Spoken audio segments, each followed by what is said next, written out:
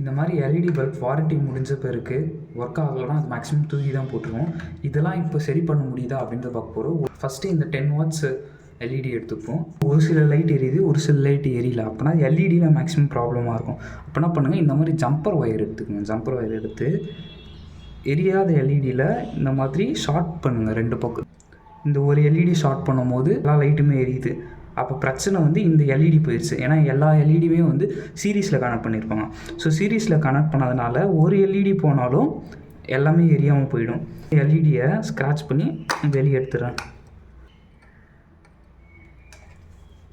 Short பண்ணிட்டோம்.